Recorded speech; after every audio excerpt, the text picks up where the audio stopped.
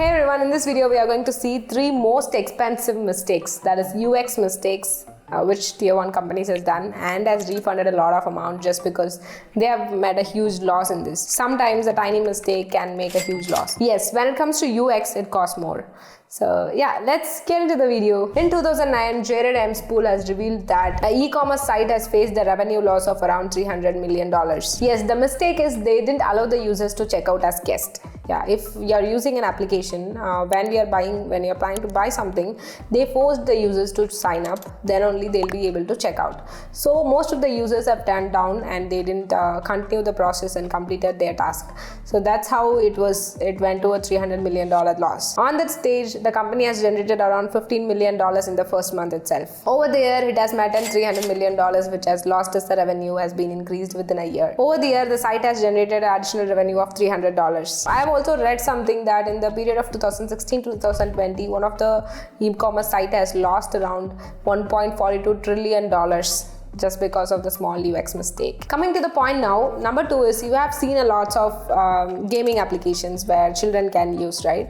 So in that application, there'll be most of the in-app. There is no, maybe even though the application is not paid, there will be lots of in-app purchases. So if you're playing some game, if you want to go to the next level, if you have to use something as your technique or a tools, like you have to buy them and then you can continue the games into the higher levels. So that's how it works. When it comes to in-app purchases in the gaming platforms of children's, like where they don't need to, sometimes they don't ask their parents to get that purchase. They do usually, and then automatically it get detected sometimes if their bank cards or CVVs are saved. This problem was present in Amazon, Apple and Google. Out of these 3, Amazon has claimed a lot of disclosures that they will fix it and they have given some reasons, but still the case is in court. They haven't, it's not summed up yet. When it comes to Apple and Google, what they just needed to do was just to add a one layer of confirmation before paying for it or something. Just whether you have to do an in-app purchase, do you want to pay this amount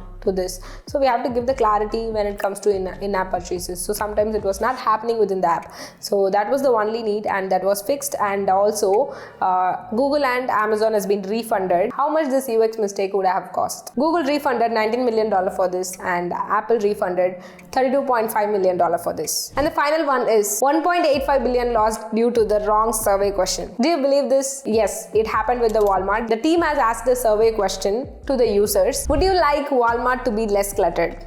So everyone in the survey said yes. So this is a one answer question. If you ask them, when comparing to more cluttered, less cluttered is going to be the answer, right?